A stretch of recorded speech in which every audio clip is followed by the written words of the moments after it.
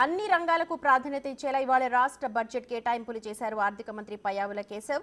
2.94 లక్షల కోట్లతో వార్షిక బడ్జెట్ ను ఆయన అసెంబ్లీలో ప్రవేశపెట్టారు. అందులో రెవెన్యూ వ్యయం అంచనా 2.34 లక్షల కోట్లు కాగా మూలధన వ్యయ అంచనాను 32,712 కోట్లుగా తేల్చారు. రెవెన్యూ లోటు 34,743 కోట్లు, ద్రవ్య లోటును 68,743 కోట్లుగా చూపించారు.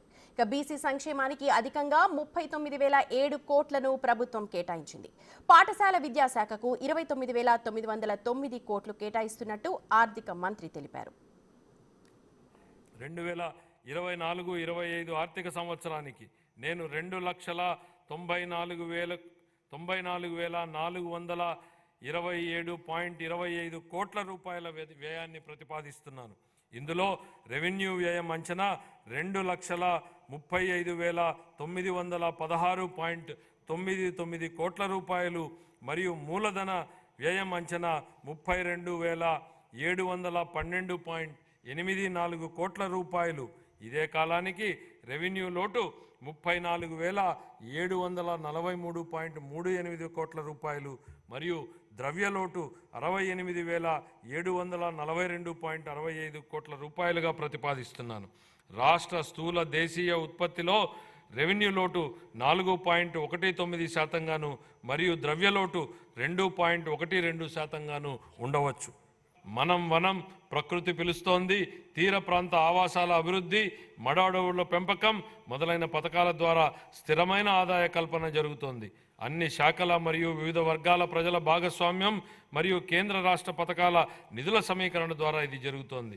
పరిశుభ్రమైన మరియు ఆరోగ్యకరమైన నగరాల కోసం బహిరంగ ప్రదేశాలలో పచ్చదనాన్ని ఇచ్చే నగర వనాలను నిర్వహించడం మరియు విస్తరించడం ద్వారా వాతావరణ మార్పులను తట్టుకునే నగరాలను అభివృద్ధి చేయడానికి నగర వనం పథకాన్ని మా ప్రభుత్వం అమలు చేస్తోంది. 2024-25 ఆర్థిక సంవత్సరానికి గాను పర్యావరణ, అటవీ, శాస్త్ర, సాంకేతిక శాఖకు 687 కోట్ల రూపాయల కేటాయింపును ప్రతిపాదిస్తున్నాను. పోలీసు శాఖకు పూర్వ వైభవాన్ని తీసుకురావడానికి గౌరవ ముఖ్యమంత్రి గారు సమూల మార్పునకు ఆమోదం తెలిపారు. శ్రీకాకుళం, చిత్తూరు, ప్రకాశం మరియు రాజమహేంద్రవరాలలో కొత్తగా ప్రత్యేక 4 పోలీస్ బెటాలియన్లను ఏర్పాటు చేయడం జరుగుతుంది. అంతేకాక 300 మంది మహిళా సహాయక డెస్క్లను మరియు సైబర్ నేరాలను అరికట్టడానికి ప్రతి జిల్లాలో సైబర్ పోలీస్ స్టేషన్లను కూడా ప్రత్యేకంగా ఏర్పాటు చేయడం జరుగుతుంది. మాదక ద్రవ్యాల కేసులో సత్వర పరిష్కారానికి రాష్ట్ర వ్యాప్తంగా 13 ఫాస్ట్ ట్రాక్ NDPS కోర్టులను ఏర్పాటు చేస్తున్నాం. ఆధునీకరించబడిన మరియు తక్షణమే ప్రతిస్పందించగలిగే సమర్థవంతమైన పోలీస్ దళాలను పునర్నిర్మించే దిశగా చేపట్టిన ఈ చర్యలను మా ప్రభుత్వ నిబద్ధతను సూచిస్తాయి. 2024-25 ఆర్థిక సంవత్సరానికి గాను పోలీసు శాఖకు 8,495 కోట్ల రూపాయల కేటాయింపును ప్రతిపాదిస్తున్నాం. ఎన్నికల్లో ఇచ్చిన హామీ మేరకు పంచాయతీరాజ్, గ్రామీణాభివృద్ధికి 16,739 కోట్లు, ఆరోగ్య రంగానికి 18,421 కోట్లను ప్రభుత్వం కేటాయింపులు చేస్తోంది. గత ప్రభుత్వ హయాంలో జల వనరుల శాఖకు 16,705 కోట్లు, పట్టణాభివృద్ధి రంగానికి 11,490 కోట్లను ఆర్థిక మంత్రి కేటాయించారు. ఎస్సీ సంక్షేమానికి 18,497, రోడ్లు, భవనాలకు 9,554 కోట్లు, గృహ నిర్మాణ రంగానికి 4,012 కోట్లను కూటమి ప్రభుత్వం కేటాయించింది. క్రీడలు ప్రతిభను పెంపొందించడం, స్పోర్ట్స్ ఎకోసిస్టమ్, క్రీడా సంస్కృతి మరియు పర్యావరణ, వ్యవసాయ క్షేత్రస్థాయి నుంచి అంతర్జాతీయ స్థాయి వరకు బలోపేతం చేయడం అనే 4 వ్యూహాత్మక స్తంభాలతో కొత్త క్రీడా విధానం 24-29 కాలానికి మా ప్రభుత్వం తీసుకొస్తోంది. ఆర్థిక మరియు సామాజిక అభివృద్ధి కోసం క్రీడలను ప్రోత్సహించడం మరియు ఆరోగ్యకరమైన జీవనం కోసం క్రీడలను ప్రజా ఉద్యమంగా మార్చడంపై మా ప్రభుత్వ క్రీడల విధానం దృష్టి సారిస్తుంది. గౌరవ ముఖ్యమంత్రి గారు పర్యాటక రంగానికి పరిశ్రమ హోదాను కల్పించారు. ఇది ఒక చారిత్రాత్మక చర్య. ఇది ప్రైవేటు పెట్టుబడులను గణనీయంగా ఆకర్షించే విధంగా రాష్ట్ర సామర్థ్యాన్ని మరింత పెంచింది. మన రాష్ట్రంలో పర్యాటక రంగం ఉద్యోగాల కల్పనకు ఒక గొప్ప వరం. ఆధ్యాత్మిక పర్యాటక రంగాన్ని ప్రోత్సహించడం ద్వారా పర్యాటక రంగాన్ని అభివృద్ధి చేయడానికి మా ప్రభుత్వం ప్రణాళికలు రూపొందిస్తోంది. పర్యావరణ మరియు వివిధ పర్యాటక ప్రదేశాలను ఏకకాలంలో అనుసంధానించే విధంగా పరిశ్రమ, పర్యాటక రంగాన్ని, సముద్ర తీరక పర్యాటక కేంద్రాలను, ఆరోగ్య పర్యాటక కేంద్రాలను, చారిత్రాత్మక వారసత్వ ప్రదేశాలను అభివృద్ధి చేయడం ద్వారా పర్యాటక రంగాన్ని ప్రోత్సహించడాన్ని మా ప్రభుత్వం లక్ష్యంగా పెట్టుకుంది. 2024-25 ఆర్థిక సంవత్సరానికి యువజన, పర్యాటక మరియు సాంస్కృతిక శాఖకు 322 కోట్ల రూపాయల కేటాయింపును ప్రతిపాదిస్తున్నాం. జూన్ 24 నుండి మా ప్రభుత్వం రహదారుల రంగానికి 600 కోట్ల రూపాయలను విడుదల చేసింది. రాష్ట్ర విపత్తు నివారణ నిధి, ఎన్డీఆర్ఎఫ్ మరియు రాష్ట్ర విపత్తు ప్రతిస్పందన నిధుల కింద కేటాయింపులతో సహా 2024-25 ఆర్థిక సంవత్సరానికి గాను రవాణా, రోడ్లు మరియు భవనాల శాఖకు 9,554 కోట్ల రూపాయల కేటాయింపును ప్రతిపాదిస్తున్నాను. చిత్తూరు, తాడ్చూరు, రేణిగుంట, నాయుడుపేట, విజయవాడ పశ్చిమ బైపాస్, నాయుడుపేట, తూర్పు కనుపూరు వంటి ముఖ్యమైన రహదారులు ఉన్నాయి. వీటితో పాటు 4 వరుసల జాతీయ రహదారులైన హైదరాబాద్, విశాఖపట్నం, బెంగళూరు, చెన్నై ఎక్స్ప్రెస్ రహదారుల్లో 165 కిలోమీటర్ల మేర పనులు పురోగతిలో ఉన్నాయి. న్యూ డెవలప్మెంట్ బ్యాంక్ ఆర్థిక సహకారంతో మండల అనుసంధాన మరియు గ్రామీణ అనుసంధానత అభివృద్ధి ప్రాజెక్టు మరియు ఆంధ్రప్రదేశ్ రహదారులు, వంతెనల పునర్నిర్మాణ ప్రాజెక్టులను మా ప్రభుత్వం అమలు చేస్తుంది. ఈ ప్రాజెక్టులను జిల్లా ప్రధాన కేంద్రాలు మరియు మండల కేంద్రాల మధ్య, అదేవిధంగా అన్ని మండల కేంద్రాల మధ్య 2 వరుసల రహదారుల అనుసంధానతను కల్పించడానికి 2,522 కిలోమీటర్ల రహదారులను ఈ పరిధిలోకి తీసుకువస్తాము. వాహనాలు త్వరితగతిన నడిచేందుకు వీలుగా ప్రధానమైన జిల్లా రహదారుల ఉపరితలాన్ని మెరుగుపరచడానికి 2,199 కిలోమీటర్ల మేర పనులను మంజూరు చేయడం జరిగింది. వీటిని 2025 మార్చి నాటికి పూర్తి చేయాలని మా ప్రభుత్వం లక్ష్యంగా పెట్టుకుంది. గిరిజన ప్రాంతాలతో హరిజన అనుసంధానాన్ని మెరుగుపరచడం కోసం మరియు వరదల వలన దెబ్బతిన్న రహదారులకు మరమ్మతులు చేయడం కోసం 99 రాష్ట్ర రహదారులు మరియు 134 జిల్లా ప్రధాన రహదారులను జాతీయ వ్యవసాయ మరియు గ్రామీణాభివృద్ధి బ్యాంకు నిధులతో పూర్తి చేయడానికి మా ప్రభుత్వం ప్రాధాన్యతనిస్తోంది. చిత్తూరు, తాడ్చూరు ఉన్నత విద్యారంగానికి 2,326 కోట్లు, పరిశ్రమలు, వాణిజ్య రంగాలకు 3,127 కోట్లు, ఇంధన రంగానికి 8,207 కోట్లు, యువజన, పర్యాటక, సాంస్కృతిక శాఖకు 322 కోట్లు కేటాయించారు. పోలీస్ శాఖకు 8,495 కోట్లు, పర్యావరణం, అటవీ శాఖకు 687 కోట్లు, ఎస్టీ సంక్షేమానికి 7,557 కోట్లు, మైనారిటీ సంక్షేమం కోసం 4,376 కోట్లని ప్రభుత్వం ప్రకటించింది. మహిళా, శిశు సంక్షేమానికి 4,285 కోట్లు, నైపుణ్యాభివృద్ధి శాఖ కోసం 1,215 కోట్లను కేటాయిస్తున్నట్టు ఆర్థిక మంత్రి ప్రకటించారు. సంక్రాంతి నాటికి రాష్ట్రంలో అన్ని రహదారులు గుంతలు లేకుండా ఉండాలనే లక్ష్యంతో మన గౌరవ ముఖ్యమంత్రి గారు గుంతలు లేని రహదారుల ఆంధ్రప్రదేశ్ అనే మిషన్కు శ్రీకారం చుట్టారు. వీటి పునర్నిర్మాణ ప్రయత్నాలు జరుగుతున్నాయి. అనుసంధానతను మరింత బలోపేతం చేయడానికి గతిశక్తి కార్యక్రమానికి అనుగుణంగా రాష్ట్ర రహదారి మౌలిక సదుపాయాలను జాతీయ గ్రిడ్తో మా ప్రభుత్వం అనుసంధానం చేస్తోంది. గ్రామీణ ప్రాంతాలలో ప్రతి పేద కుటుంబాన్ని పేదరికం నుండి బయటపడేట్లు చేసేందుకు మా ప్రభుత్వం కట్టుబడి ఉంది. ప్రధానమంత్రి ఉపాధి కల్పన కార్యక్రమం, ప్రధానమంత్రి సూక్ష్మ ఆహార సంస్థల అధికారీకరణ, ప్రధానమంత్రి స్వనిధి పథకం మరియు ప్రధానమంత్రి విశ్వకర్మ వంటి వివిధ కేంద్ర ప్రభుత్వ రాయితీ పథకాలతో అనుసంధానం చేయడం ద్వారా స్వయం సహాయక బృంద సభ్యుల జీవనోపాధికి మా ప్రభుత్వం కార్యక్రమాల మద్దతును ఇస్తున్నాయి. ఈ వినూత్న కార్యక్రమాల అమలు ద్వారా స్వయం సహాయక బృంద సభ్యులు ఆదాయాన్ని పెంచడంతో పాటు అనధికార ఉపాధి అవకాశాలను పెంచడం కూడా మా ప్రభుత్వం లక్ష్యంగా పెట్టుకుంది. అదనంగా ఓపెన్ నెట్వర్క్ డిజిటల్ కామర్స్ను ప్రోత్సహించడం ద్వారా మా ప్రభుత్వం స్వయం సహాయక బృంద మహిళలకు వారి వ్యాపారాలను విస్తరించుకోవడానికి వీలు కల్పిస్తోంది. వారి ఉత్పత్తులను మార్కెట్లకు చేర్చడానికి విస్తృతంగా అవకాశాలను కల్పిస్తూ మరియు వారి అమ్మకాల సామర్థ్యాన్ని మెరుగుపరచడంలో ఇది వారికి ఉపయోగపడుతుంది. ఈ వ్యూహాత్మక విధానంలో ఆర్థిక సహాయం, నైపుణ్యాభివృద్ధి మరియు డిజిటల్ అవుట్రీచ్ల మిళితం అవడం వలన స్వయం సహాయక బృంద సభ్యులు స్థిరమైన ఆదాయాభివృద్ధిని పెంచుకోగలుగుతారు. ఆంధ్రప్రదేశ్ గ్రామీణ రహదారుల అనుసంధాన ప్రాజెక్టు ద్వారా 1,574 పనులను పూర్తి చేయడం జరిగింది.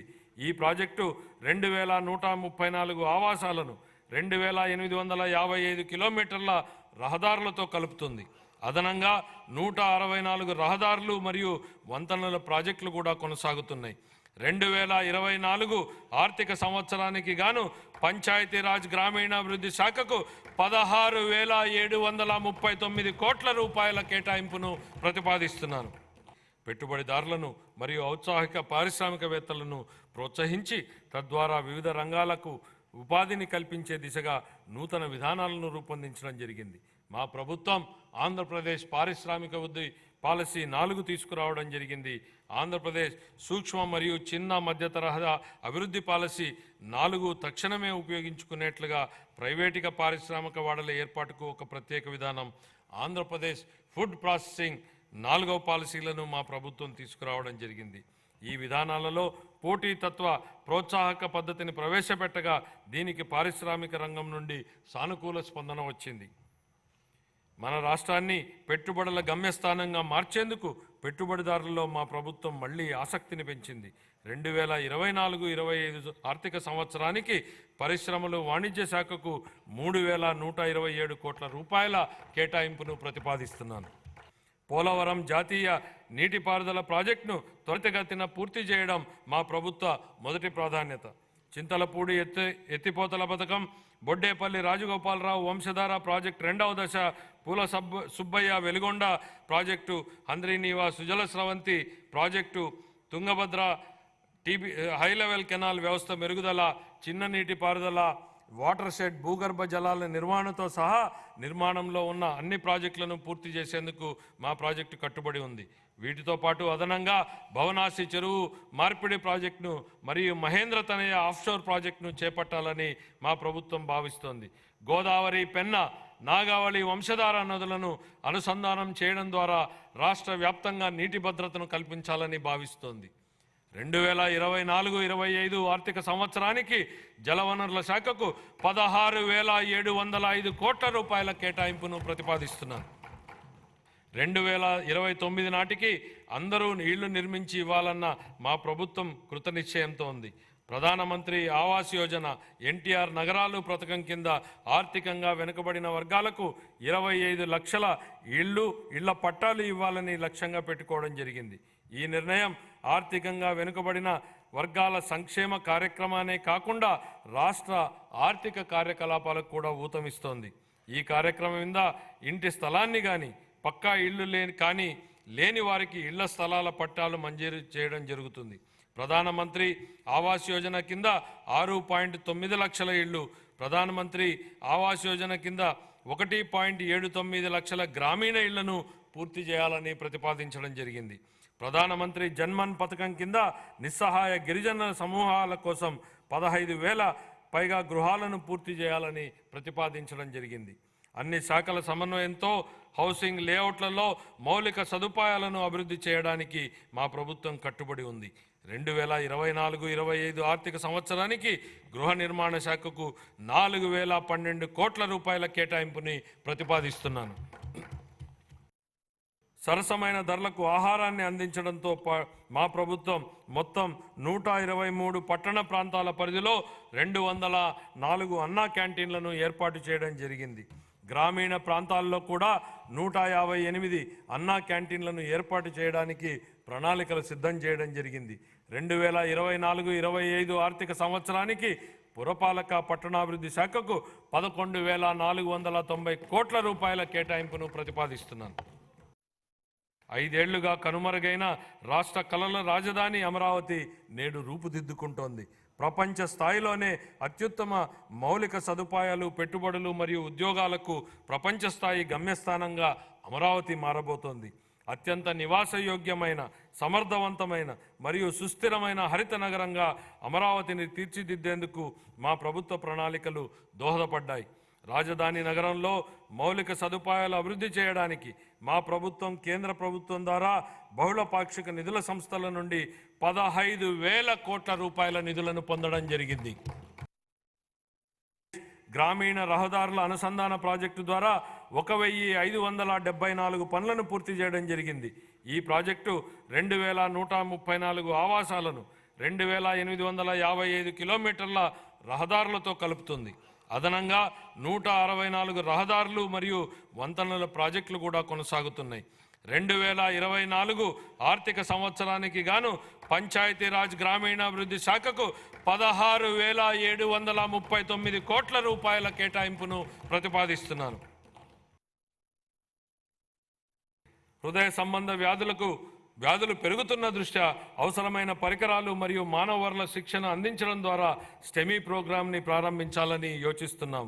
రాష్ట్ర వ్యాప్తంగా సమగ్ర క్యాన్సర్ స్క్రీనింగ్ కార్యక్రమాన్ని ప్రారంభించడం ద్వారా క్యాన్సర్ కేసులను గుర్తించి వైద్య కళాశాలల్లో వైద్యం కోసం చేరే సౌకర్యాన్ని కల్పించింది.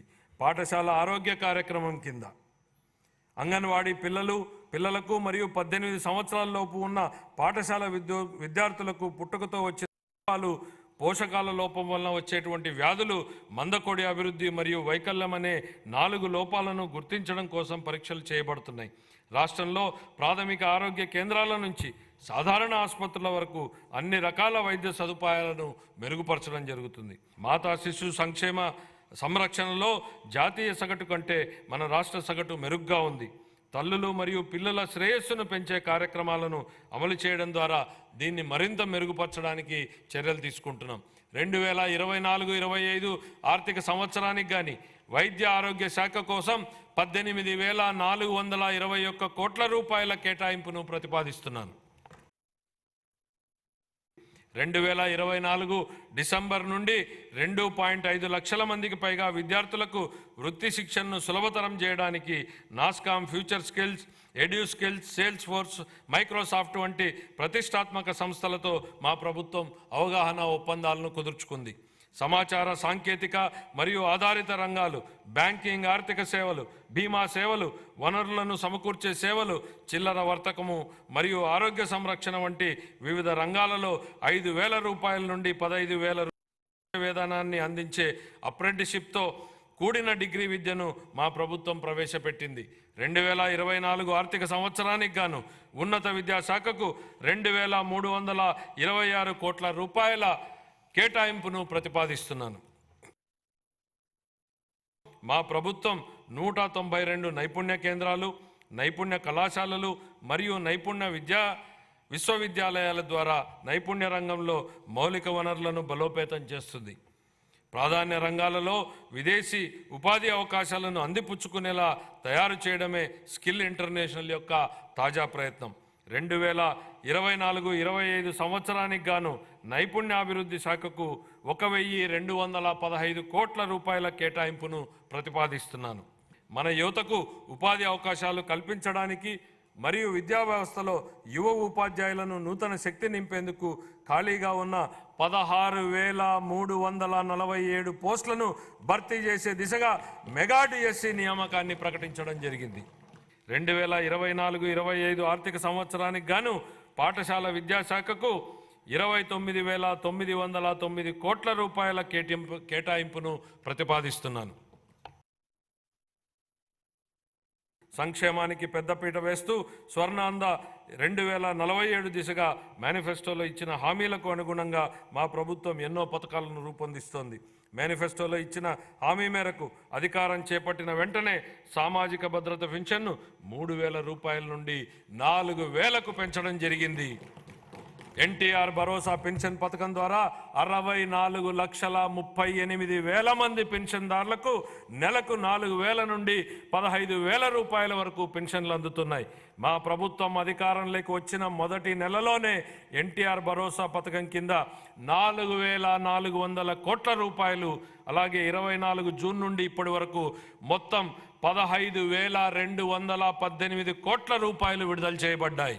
గత ప్రభుత్వం మిగిల్చిన పెండింగ్ ఫీజు రీయింబర్స్మెంట్ బకాయిలను కూడా దశల వారీగా విడుదల చేసేందుకు ప్రయత్నాలు జరుగుతున్నాయి. మా ప్రభుత్వ పథకాలు మాలదాసరి, మాదిగ, రెల్లి, అరుంధతీయ మరియు ఇతర షెడ్యూల్డ్ కులాల వర్గాలకు మేలు చేస్తాయి.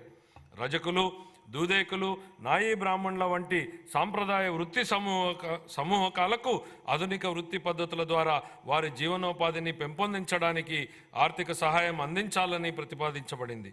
సాంప్రదాయకంగా నైపుణ్యం కలిగిన నేత కార్మికులకు వారి నైపుణ్యాలను మెరుగుపరచడానికి వీలుగా ఆర్థిక సహాయం కూడా అందించడం జరుగుతోంది. గిరిజన ప్రాంతాలలో మౌలిక సదుపాయాల అంతరాలను పూడ్చడంతో పాటు నాణ్యమైన విద్య, పౌష్టిక ఆహారం మరియు ఆరోగ్య సంరక్షణ మరియు గిరిజన వర్గాల ఆర్థికాభివృద్ధిపై కూడా మా ప్రభుత్వం ప్రత్యేక దృష్టిని సారించనుంది. గత ప్రభుత్వం రాష్ట్ర వనరుల దుర్వినియోగం మరియు నిధులను పక్కదారి పట్టించడం వంటి చర్యలతో పేలవమైన పాలన చేయడం జరిగింది. కేంద్ర ప్రాయోజిత పథకాలను నిధులను మళ్లించడమే కాక అందుకు సరిపోయే రాష్ట్ర వాటాను కూడా విడుదల చేయలేదు. కార్పొరేషన్ల నిధుల మళ్లింపు, రాష్ట్ర ఆర్థిక వ్యవహారాల దుర్వినియోగం వంటి చర్యలు అధిక రుణభారానికి దారితీశాయి. ప్రభుత్వ ఆస్తులను తాకట్టు పెట్టడం, స్థానిక సంస్థల నిధుల మళ్లింపు వంటి చర్యలకు పాల్పడడంతో పాటు బిల్లుల చెల్లింపు కోసం ప్రభుత్వానికి వ్యతిరేకంగా వాద్యాలు వేయడం వలన గుత్తేదారులకు నమ్మకం లోపించి ప్రభుత్వంపై విశ్వాసం సన్నగిల్లింది. గత ప్రభుత్వం అధికారం నుండి వైదొలిగే నాటికి మన రాష్ట్ర ఆర్థిక వ్యవస్థ పతనమంచున ఉంది. ఉద్యోగులకు గాను 21,980 కోట్ల రూపాయల బకాయిలు, కేంద్ర ప్రాయోజిత పథకాలకు 4,657 కోట్ల రూపాయల బకాయిలతో సహా మొత్తం 1,35,224 కోట్ల రూపాయలు బకాయిలు ఉన్నాయని శ్వేతపత్రంలో ఇప్పటికే పేర్కొన్నాం. ఇవన్నీ